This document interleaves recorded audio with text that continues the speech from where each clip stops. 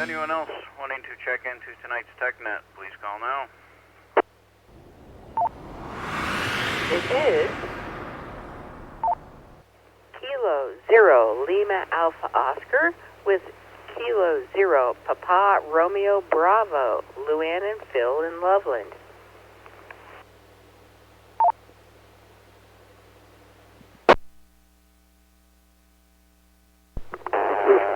Echo Zero Charlie Foxtrot Ben Foxtrot.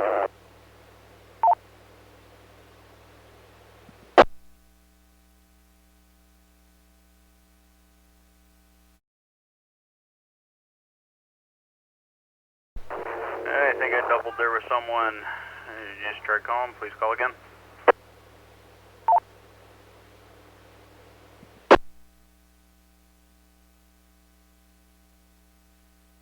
This is Alpha Echo Zero Charlie Foxtrot Ben Foxtrot.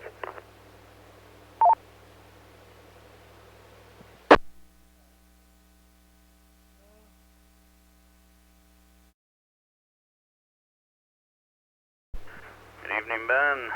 Anyone else wanting to check into tonight's Tech Net, please call now.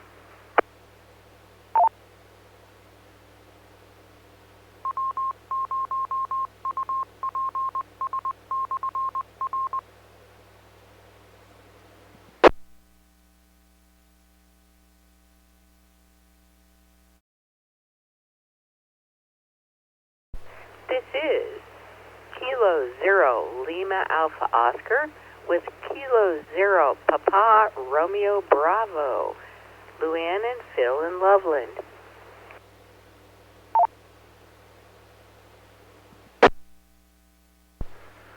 Good evening, Luann and Phil. I think when I acknowledged you is when I doubled with Ben. How are you guys doing this evening?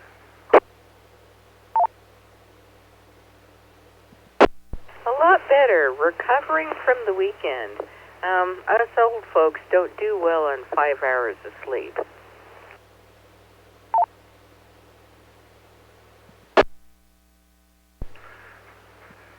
Yeah, the same way. I like to get some rest, but usually 6-7 hours.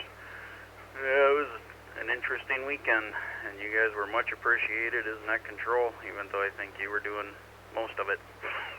But thank you for checking in. Anyone else wanting to check into tonight's Tech Net, please call now.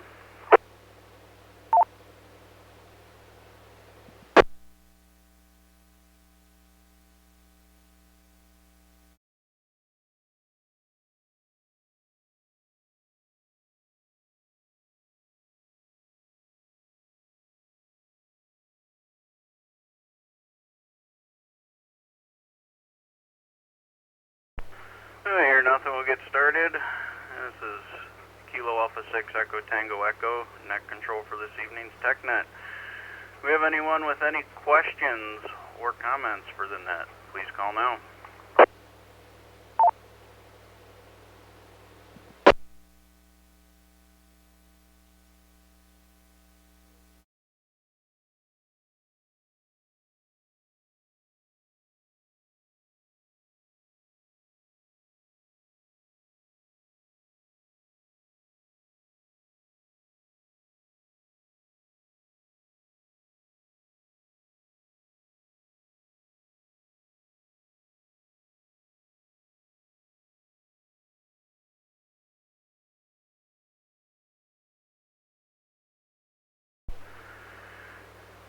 Hear nothing, we'll move on.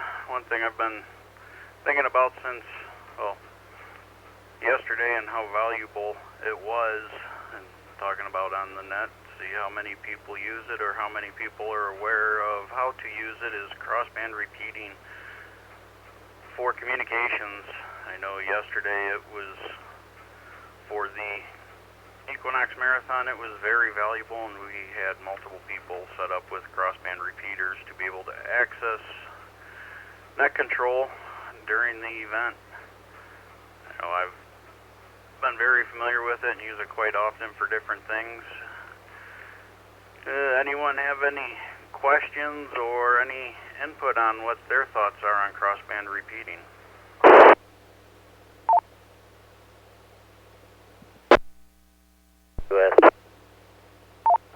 is N3FT with a question. Okay, we had two of you in there. We had Mike and N3FT. We'll start with Mike. KF4DUS, go ahead.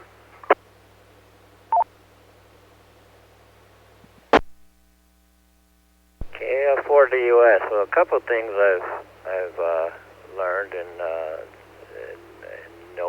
know better actually is if you're gonna crossband repeat, you need to check on the simplex part of your crossband to make sure the frequency is not in use. Open up your squelch all the way and make sure there's nobody else using the frequency. And the other thing is, when I'm at home, since I'm only a mile away from Horsetooth Fire Station number 9, if I don't put a tone on the 2-meter side, it's gonna open up the squelch all the time with some naughty racket. I dare to be different, and I put a DCS tone in just because. But that'll help alleviate any interference problems, inadvertent interference problems, because I'm only a mile from the fire station, and I know they have a 150 megahertz area communications there. So that's the way I got protected from that, by putting a DCS tone on the 2-meter side of the crossband. KF4DUS, back to that.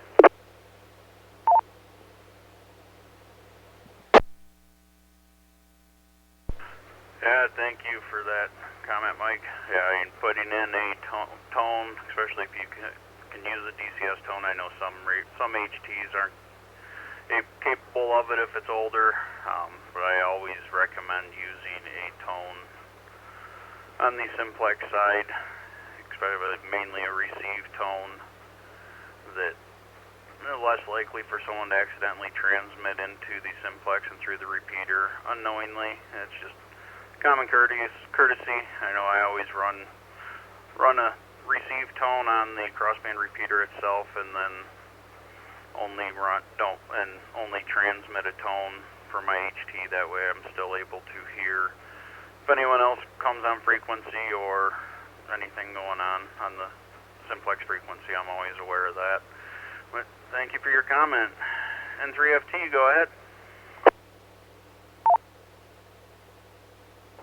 Oh, okay, thanks. Yeah, I don't have any radios that can do crossband repeating, but my name's Tracy, by the way, and I think I told you that earlier. But yeah, I have a question.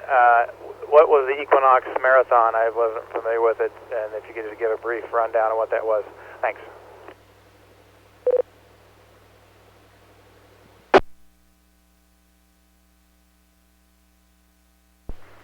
The Equinox Marathon is, used to be the Equinox Half Marathon that is held they have one in the fall and one in the spring. For the fall one's the autonomous Equinox Half Marathon. This year was the first year, or the inaugural year, for a full marathon, and it starts up 5 miles south of Stove Prairie School on Stove Prairie, or west of Buckhorn Mountain, goes all the way down to Poudre Canyon, and then down Poudre Canyon from Stove Prairie to the mouth of the canyon, right by Ted's place at Highway 14 and 287.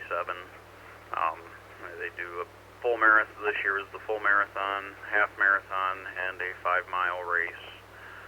A lot of the area through the canyon, you get some spots where you can get into the repeater and some spots you can't. That's why we had to set up a lot of crossband repeaters. We'd have vehicles parked in one area where they could get the repeater, and the aid stations were actually in a different location not far away to where they would have to be transmitting from, so they were able to crossband from their vehicle using an HT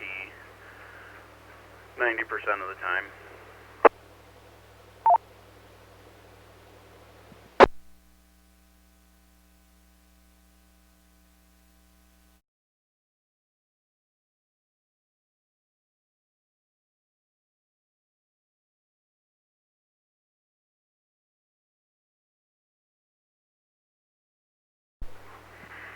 other than that, the marathon's put on by the Green Event out of Fort Collins.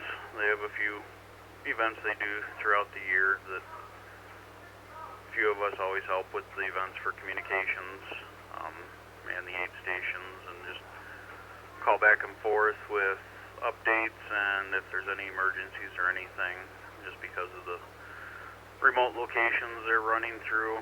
The only communications they have is through amateur radio. They give you a brief rundown of it.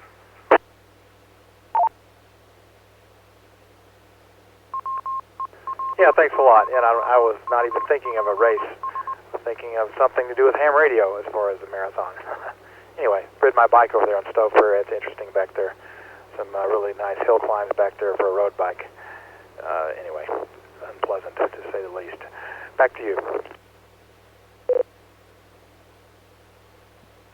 Okay, yeah, it was definitely interesting this year. It's the first time for the full marathon. They actually started 5 miles south of Stove Prairie School and had that big 12% grade incline right by County Road 44H off of Stove Prairie and that, so they were definitely feeling the burn. But thank you for that. Anyone else have any questions or comments so far for the net? Please call now. F0EMP with a question.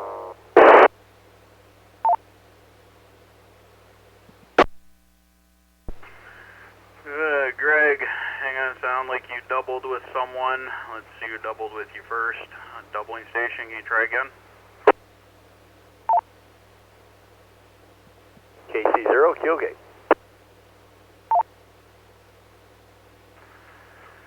Hey, Marty, do you have a question or just checking in? I was just checking in, and I was going to add to your comment on the Equinox, but I'll let that other, whoever that was, sound like Greg, or you can come back around, Timmy. I'll be around. KC0, Keelgate. Okay, I'll write you down as checking in. EMP Greg, go ahead. Yeah, on the crossband repeat, on the simplex side, is it standard procedure to use a frequency in the simplex part of that band plan, the FM simplex part, or should you try to use an unused frequency in the repeater portion of the band? US. DUS Mike, go ahead.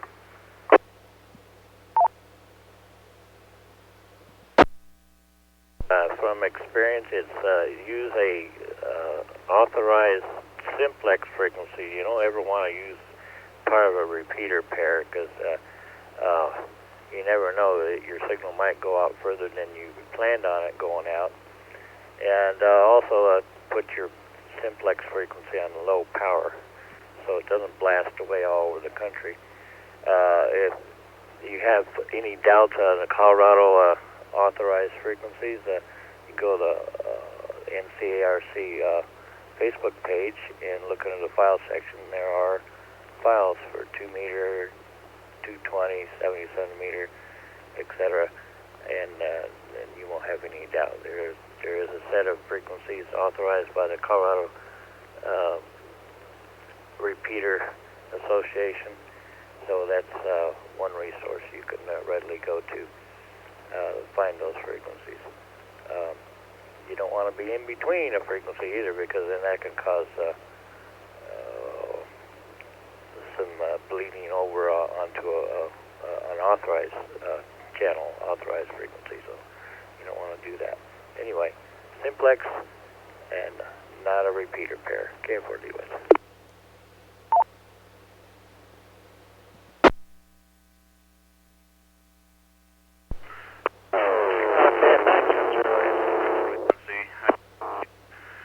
If I'm setting one up for myself for personal use, I always use a simplex that is not very common. I use some of the lower ones that are for multi-use that most people don't use. I know a lot of people use stuff in the 1 146 and 147 range on simplex. I always try and go lower than that, and like I said, if I'm using the same thing, if I use have to use VHF or UHF on the simplex side, try and use an uncommon frequency that a lot of people don't use, and also adding in a uncommon tone squelch or full transmit receive squelch on it, just to try and alleviate some of the stress, or not stress, but chances of someone accidentally transmitting through the repeater unknowingly. That give you an answer for you, Greg?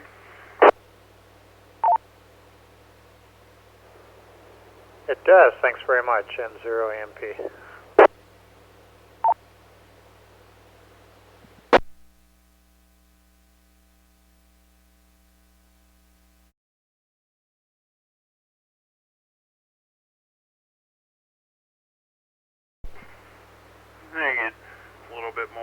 Talk a little bit more about crossband repeating. Some of the times I use it, and what I use it for is a lot of times if I'm around my house, similar to Mike, and I would go around using an HT where I can't normally access a repeater, where I can access it from my base radio. I'll set my base radio up on crossband repeat to access some of the repeaters further south, where I can go around the, if I'm working around the house, be able to carry my HT and still use the repeaters that I normally can't use from an HT up here in Loveland if the repeaters are down towards Castle Rock, Denver area on that. Another thing I like about it, and what I originally started using it for, is I do a lot of backpacking and hiking out in the mountains, and go out and park my vehicle somewhere up on top of a hill and be able to hit a repeater. We get out of the vehicle and you can't hit them with an HT, but I'm able to set my mobile radio up into crossband repeat and carry my HT with me and still have access to the repeater for communication purposes. If something comes up and I need to get a hold of someone, I can always hit the repeater.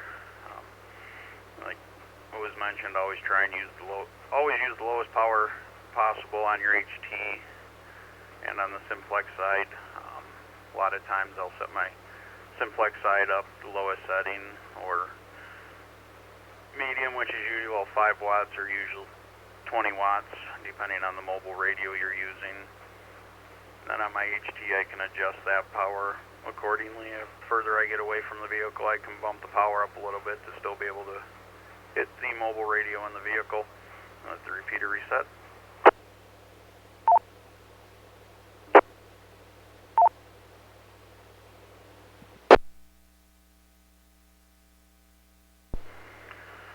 There's a lot of different uses for it.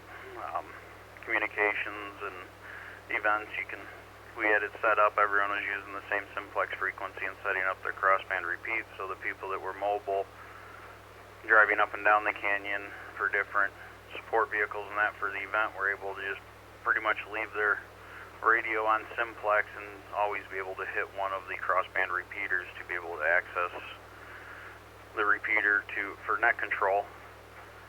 It came in very handy and definitely enhanced the communications, and people were able to get in without any issues.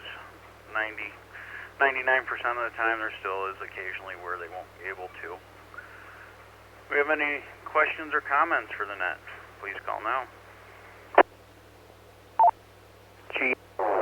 Another question, N0EMP.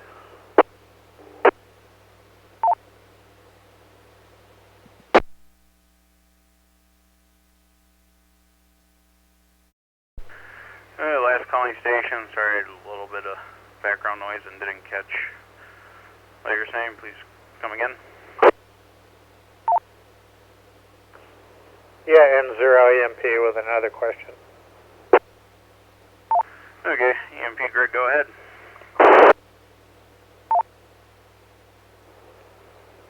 If I had a situation where I was down in one valley with an HT and had somebody else down another valley with an HT, and I could park a vehicle at the hilltop in between, would it be acceptable to run 2 simplex frequencies and make make the vehicle a dual band repeater of sorts, to where maybe I'm on the VHF side with one HT and my friend's on the other side of the hill with a UHF, and a vehicle that's in between doing the translation? Is that a acceptable practice? The U.S. Horsetooth Mike, go ahead.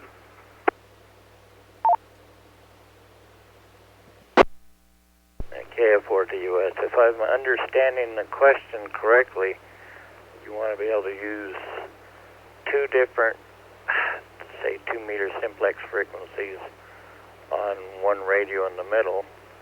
And I really don't know of any radio that's capable of doing that. It's one simplex frequency at a time. So that's how I understand your question anyway, KF4 to U.S.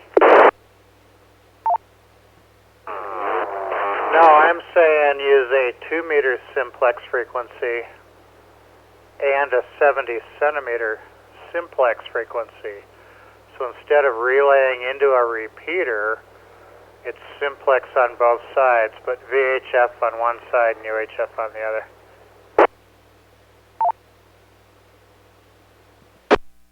MIC, check it. Yeah.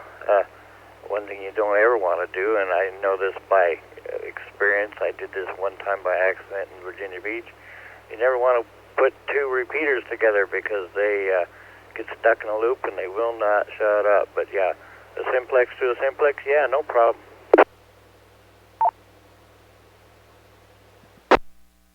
MIC, late check-in.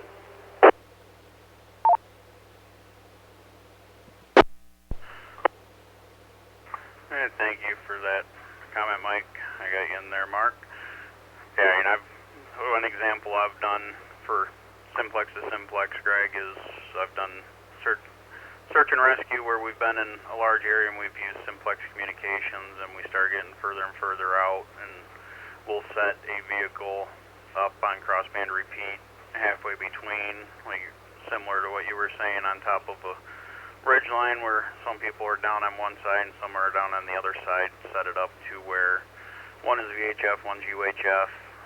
You just have to pay attention to what side of the ridge line you're on to know which frequency to transmit into. I mean, both of them will receive, but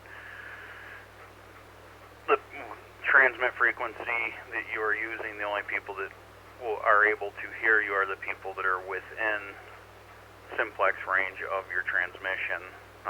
So if you're not in transmit range for people that are on the same side as the hill as you, they're not going to hear you, or it can get crossed up a little bit. But if it's only a couple people and one on each side of the hill, then it definitely works near flawlessly. We've even done some where we've set multiple crossband repeaters up in the mountains to where we can get into 4 or 5 different valleys at the same time using 4 different simplex frequencies.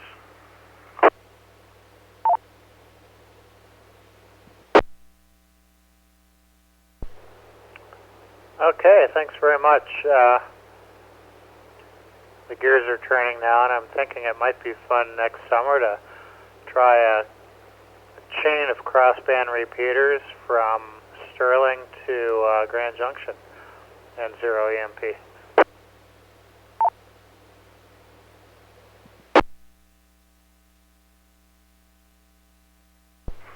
That definitely would be interesting to try and see how it worked out. I know the most I've had set up is 3 in a row, and that was to get across about a 40 mile distance. It was about 250 square miles total of area covered for a operation I was helping with, and we were only able to use simplex. Nowhere around us was a repeater to try and crossband into, so we were stuck on simplex only, and then using HF to reach out further for people.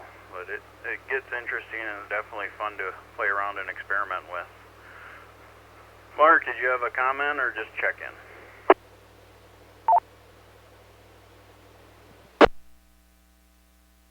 W2MIC. Oh, my short answer to Greg's question was yes.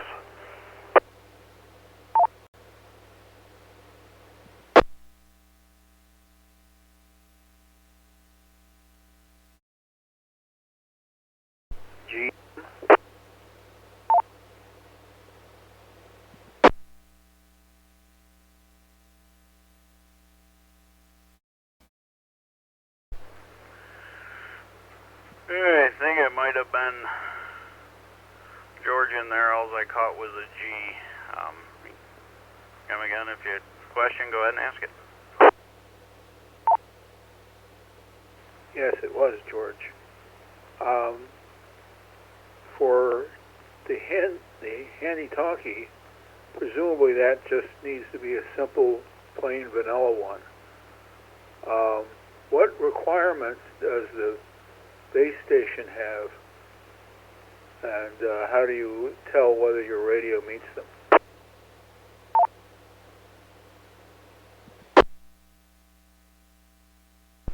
There are multiple different radios that will do crossband repeat.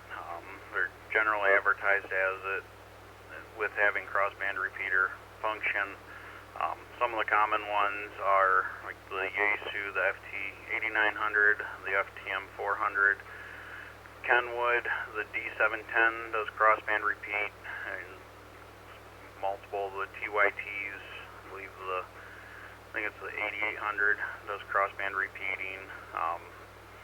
There are multiple ones, and you can just check on the model and see if it's able to do crossband repeating. He said the HT is just any simple HT, as long as you can program the frequency in, you can use it for crossband repeating.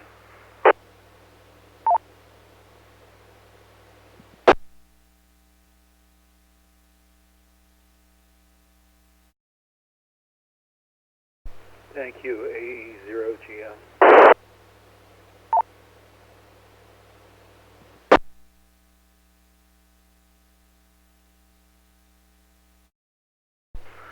And this is Kilo Alpha 6 Echo Tango Echo, net control for this evening's NCARC Tech Net.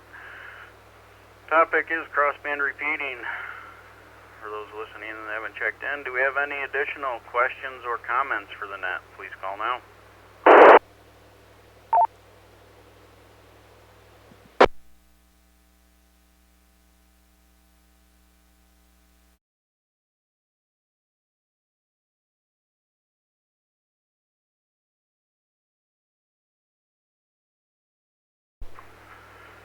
Fair enough, and get a little bit more into the crossband repeating. I know one thing I always recommend people do is if you're using crossband repeat to access a repeater, common courtesy, you have to identify on all frequencies regardless of where you're at. I know a lot of times if you're using a crossband repeater to access a repeater, you're actually using 3 frequencies and not just 2, because you are transmitting on the repeater's receive frequency and listening to their transmit frequency. If you're not able to access the repeater from your HT, then you should go to the receive frequency of the repeater, even though you can't reach it, and announce your call sign, and you're on crossband repeat, just so you do identify on all 3 frequencies being used. I know it can get kind of confusing in some areas, because if you are able to reach the repeater from your HT, then obviously you don't need the crossband repeat function, but then you are to remain legal and identifying on all 3 frequencies being used. You always have to be sure of that. That's one of the hardest parts about using a crossband repeater, is to remember that you do need to identify on all 3 frequencies.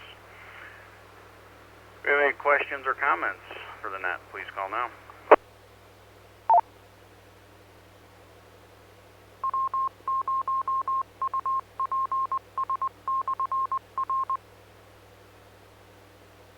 Okay.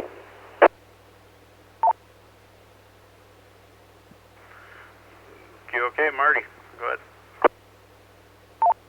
I think DUS had said something about being careful with repeaters, and this happened to me on an event. We were trying to link up 2 repeaters, and I was up on top of a storm, and nobody thought about, and the squelch tails couldn't be turned off remotely like they can now, and it just ties them up. It was just back and forth, back and forth, back and forth. Couldn't use them, so we took the crossband down and just had to relay. So you got to remember, when you're using crossband don't quick key because of the squelch tail on the repeater. Now what we did yesterday, and for those that don't know, I'm the communications manager for the Equinox Marathon and the Colorado Marathon. And yesterday I had James KI0KN turn the squelch tail to 50 milliseconds. Basically there wasn't one. And otherwise it just doesn't work. You cannot have several vehicles using one crossband repeater, or as this case, 2 or 3 crossband radios set up to access one repeater. If that repeater has the squelch tail turned on, every time somebody talks on one of the crossband, it's going to try to key the repeater. The repeater doesn't know what's going into it. It's just going to keep constantly keying up, keying up, keying up. So the squelch tail always has to be turned off in an event like that. Now I'll reset this. And just to reiterate, if you're going to use a frequency to access, if you're going to use your radio, a mobile radio, say a base station, and you're out walking around the farm and you want to be able to get into the repeater, make sure that simplex frequency is not an input of a repeater. This also happened to me several years ago, and it's a repeater that it hardly ever gets used down in Boulder. I mean, I haven't heard anybody talking on it since that day, but they were hearing this conversation with me and several other people on this repeater, and they're like, "What's going on? How come we are listening to the NCARC repeater on our Boulder repeater?" That's probably because Marty's got his simplex turned on to their input. So I was a bad ham. I didn't double check. Anyway, that's enough on that's all I have on the crossband stuff. KC0 QOK. I'll give you one more little thing on the marathon, then get out.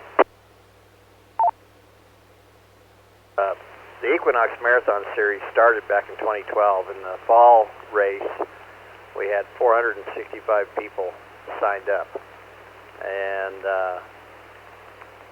actually finished. This year we had a little over 1,500 finished. So in 7 years, that's quite an accomplishment. And I am out my limit for volunteers. I'm definitely going to have some more for next year to make this thing bigger and better. So anyway, I just wanted to pass that along, and to everybody that did volunteer this year, I appreciate it. And to those in the future, we'll hit you up next year. KC0 Keelgate.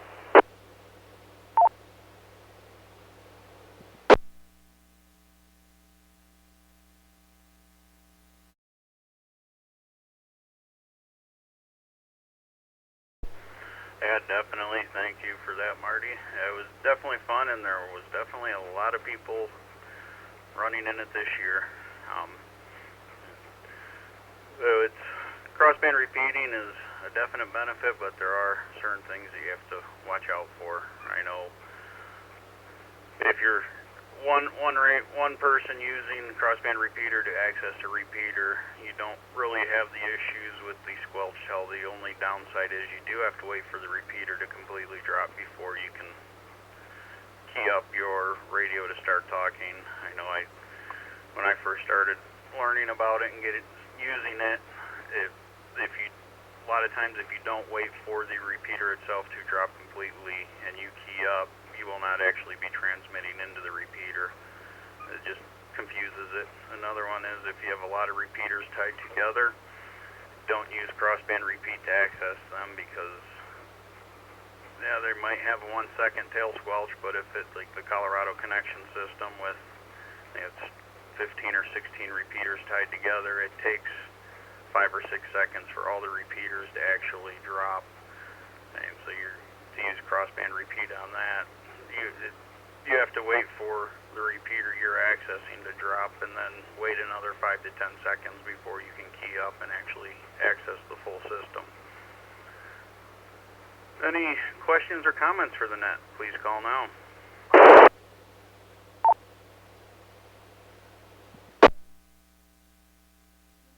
K0 PRB.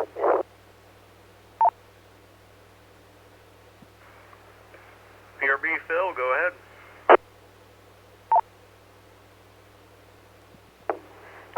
Also, make sure when you set up a radio that you get the frequencies correct. I've been trying to cut in for a while and wondering why the radio I had, nobody would answer me. Nobody would answer me. Well, it wasn't doing the shift for the repeater, so that didn't help. I want to also mention what KF4DUS mentioned, and those repeater guides or band plans that are on NCARC are very good band plans. So I think everybody should download those PDFs and keep them handy to be able to look up these simplex frequencies for crossband repeat, and also know that they're not in the wrong spot. On top of that, I don't know if we have any more room for other topics. I wanted to see if we could talk a little bit about voters that are set up on repeaters and so forth. I know a little bit about them. I kind of know their function, but it would be nice to get somebody to explain it more in layman terms as to what is the purpose of a voter and how they work a little bit. I'm pretty sure that Greg on here, N0EMP, has some knowledge on that. US.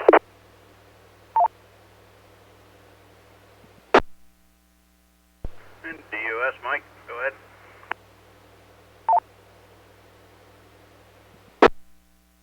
KF4DUS. I don't want to be a buckamout, but the thought occurred to me that not everyone is on Facebook, nor do they want to be. If you want any of those PDFs sent to you, just drop me an email at kf4dus@gmail.com, Kilo Foxtrot 4, Delta Uniform Sierra @gmail.com, and I will be glad to send you those PDF files. KF4DUS.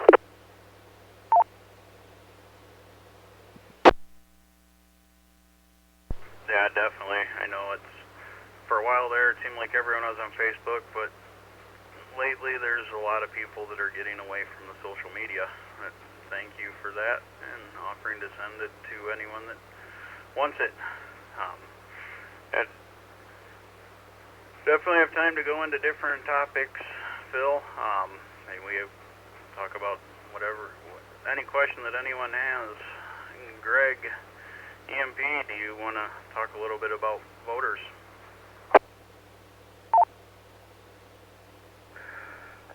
Sure, I can do that, N0EMP. Let me make sure I have this here.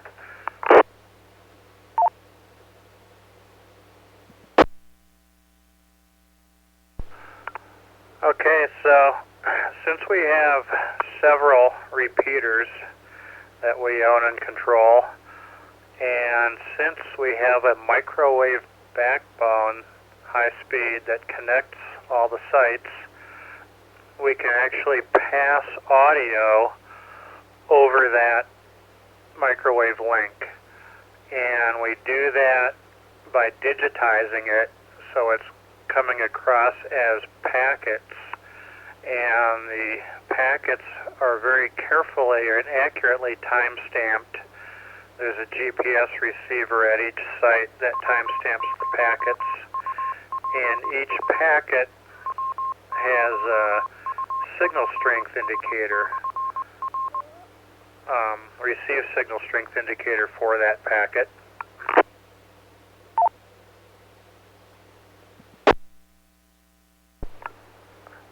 So what that allows us to do is have what we call voting receivers on our sites. And in fact, Rattlesnake is about to come online. We've got the solar in right now, and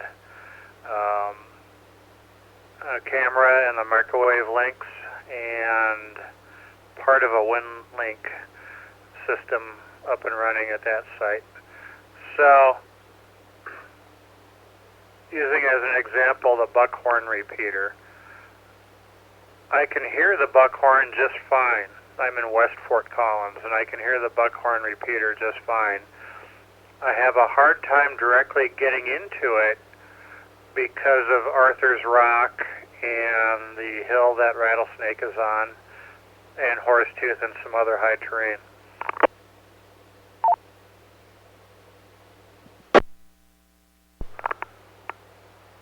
By having a voting receiver for buckhorn at Horsetooth, it's listening on the buckhorn input frequency, and it will hear me much better than buckhorn does. So in real time, or within a millisecond of real time, the computer at buckhorn is looking at what Horsetooth hears and what buckhorn hears directly, and on a packet per packet basis, it will take the best signal and use it as the input audio to the repeater. So it will go, well, I'm hearing this guy from Horsetooth much better than I'm hearing him directly, so I'm going to use the audio feed from Horsetooth as his input to the repeater. So that's what a voting receiver is, and 0EMP. I have a question, K0PRB. Go ahead. Okay, very interesting, Greg. And buckhorn is what I was having questions about. I have a hard time. I can, with my base station, I can get into buckhorn, no problem. And of course, the 2 meters is a lot better.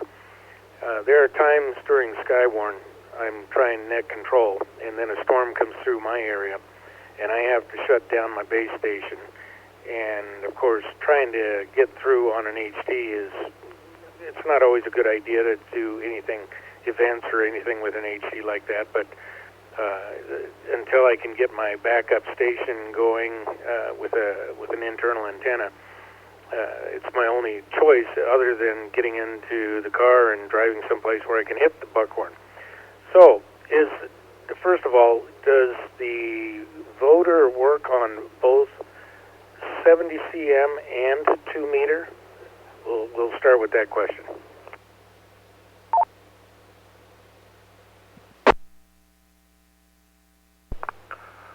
A voter will work on any frequency we put one on any band. I don't know off the top of my head what voters we have where on what bands.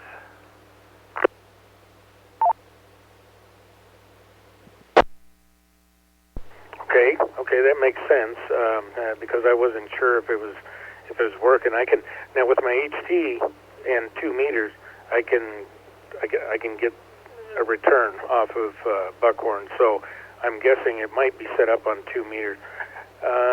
Let's see. The other question was hang on. KC0ZIE with a comment.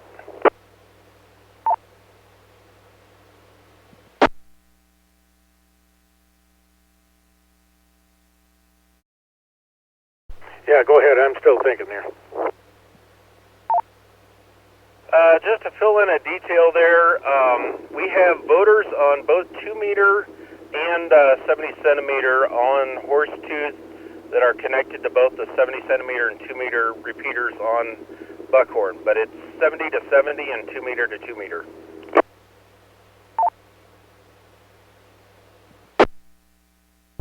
K0PRB. That makes sense, and because I can't get that 70 with my HT from where I live whatsoever.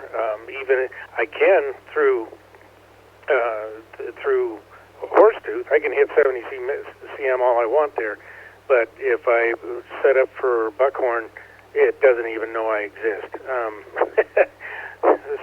So that's very curious. Maybe we need to make sure those voters are working. I don't know. Let's see. Just a minute, and I'll have another question. Anybody else can jump in.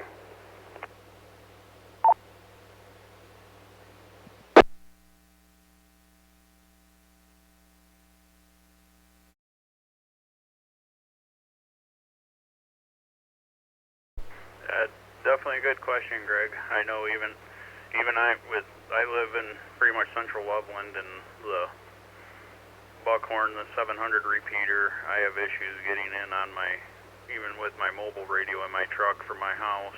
With my base radio, I can with no issues. I know on both of them getting into Horsetooth, I can get into Horsetooth on my HT with half a watt of power.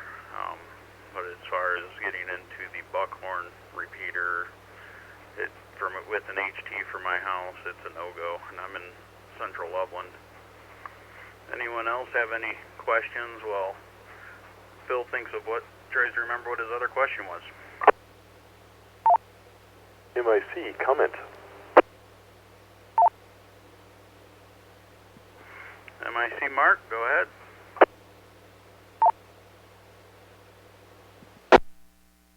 While Phil cogitates, I would like to jump back to crossband repeaters briefly. I joined the party late, so this may have already been covered, but I wanted to bring up the topic of overheating of the crossband radio. Since it is transmitting in both directions all the time, it is running full transmit power all the time, and there is a definite issue that you either need to have very good cooling or stop talking and let the thing cool down.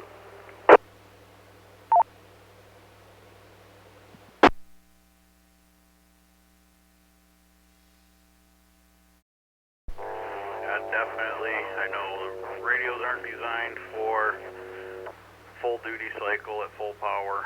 I know when I use crossband, I'm always lower power than full. I mean, I always, on the simplex side, run minimum, like I said, either low or medium power, depending on how far I am from the vehicle, and then minimum power necessary to reach the repeater. And then single person usually don't have that much of an issue, but I have seen some people and heard of people burning up a radio using crossband repeat where it was non-stop use for an hour and overheated the radio and burned it up.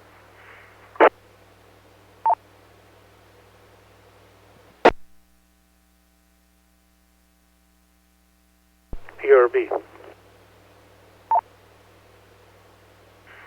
PRB Phil, go ahead. I remember my question now. Greg, you mentioned that with a voter, the Horsetooth is listening, and so is Buckhorn. And you said it will choose whichever signal, it'll listen to both signals, and it'll choose whichever is the best signal. What if it only sees something through Horsetooth and doesn't hear a signal of any sort going directly into the Buckhorn? Does the voter not work during that time? So in other words, I'm transmitting, Horsetooth can hear me, Buckhorn hears nothing. Would it just ignore me at that point? No, it would not. It would use the feed from Horsetooth and key the repeater and transmit on the Buckhorn output. So, and that's really the idea, is not to make some minor improvement in audio quality, but to be able to get in, period. And, the repeaters transmit somewhere between 70 and 100 watts out, but if you're down in a canyon with an HT or in a bad spot with an HT and 4 watts, getting in is the trick. So that's why we have the voters. And yeah, if you're hitting the voter and you're not hitting the repeater itself directly, it'll get in.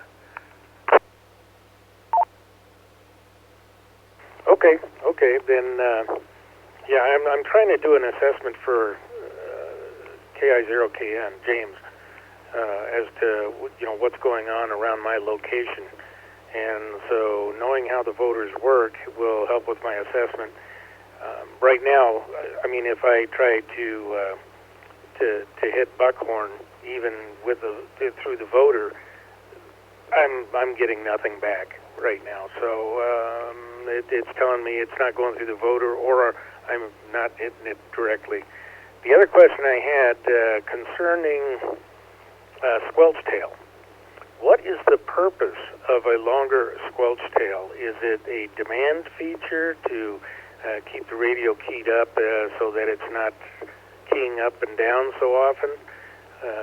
Because otherwise I would think that you would want as short a squelch tail as can be most of the time. Go ahead.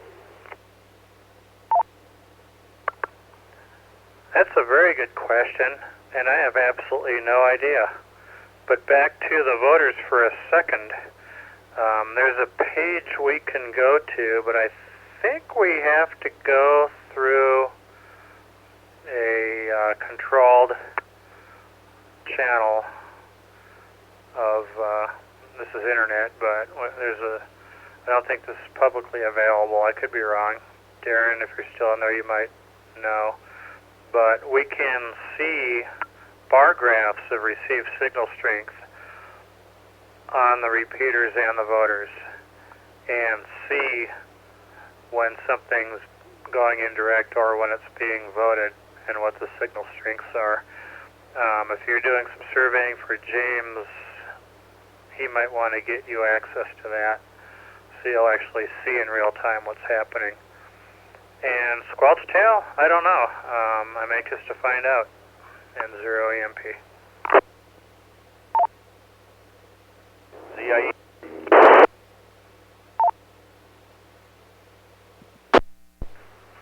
ZIE, Darren, go ahead. And where I'm going, so I will be quick about this. As far as the page that you're talking about, Greg, that is a private page, and it's on the control page of the voting system. So I know that James controls that quite closely. But definitely, if there's a time when we can watch that, I know Greg, you have access to it, and I do too. And we can see the relative signal strengths from each of the receivers, and that might help out the investigation. And as far as squelch tail goes, you are half right that it's to keep the repeater from keying up and down all the time, which is why you would want it slightly longer. But you also want it relatively short so that it will drop, and it also allows you to hear the courtesy beep when you have finished transmitting.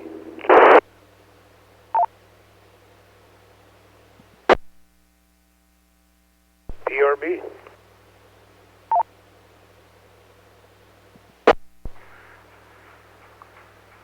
PRB, Phil, go ahead. Okay, Darren, thanks for that, because I figured it was a cycle time to keep that from, going down all the time like that. But I wondered about that tone as well, the courtesy tone, because when James had shortened the squelch tail on that, on the repeater on Buckhorn, I noticed there was no courtesy tone afterwards. So it's starting to make a little more sense. As a matter of fact, I don't know if it's still there. I'll have to see if he changed it back to the 2 seconds. Anyway, it sounds like I had everything answered. Appreciate it, and I'll look forward to getting my assessment done. K0 PRB back to the net. Yeah, Phil, the courtesy tone was still there. It was just so quick that you didn't hear it before your radio reset to receive mode. And with that, I will sign off and wish y'all well. KC0 ZIE.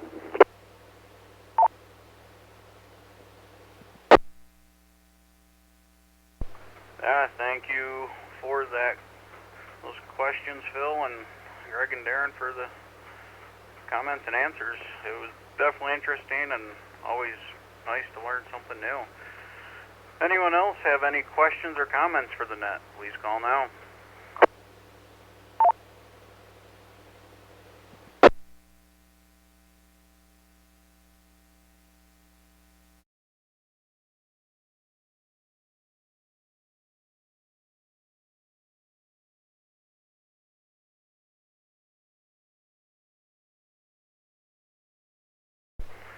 I hear nothing. I definitely enjoyed tonight's discussions, and crossband repeater and the voting receivers and that for different repeater systems. So definitely good topics and some good discussion.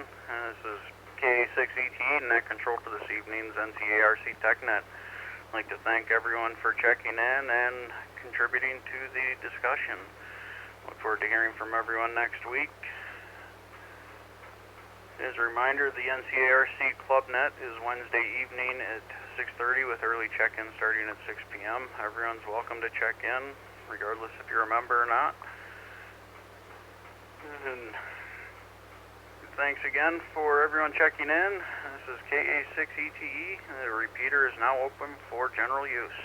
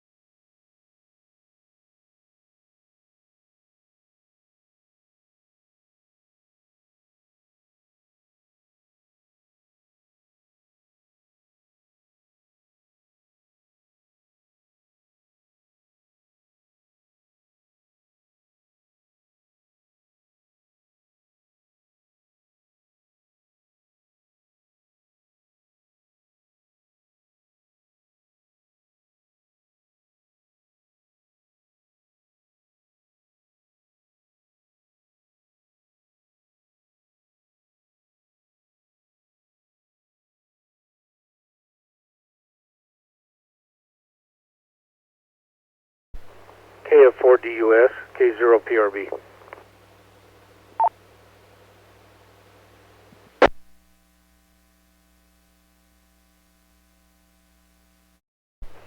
K0PRB is KF4DUS. I'm still hanging around.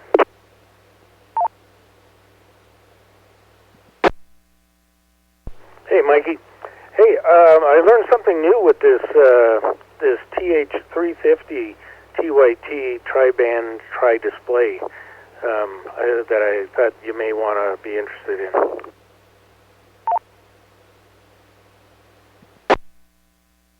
Oh, do tell. Well, you know how on most radios in general, I guess, but especially the TYTs, where you save something into memory. So you save say Horsetooth, and you set in your offset and et cetera, the direction of the offset, and the tones.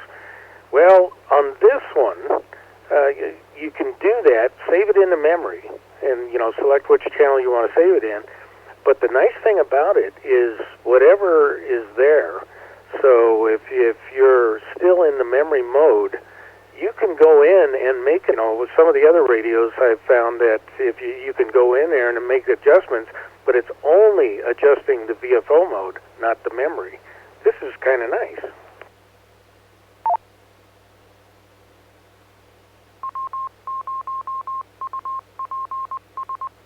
KF4DUS, yeah, it is a good idea. I like that.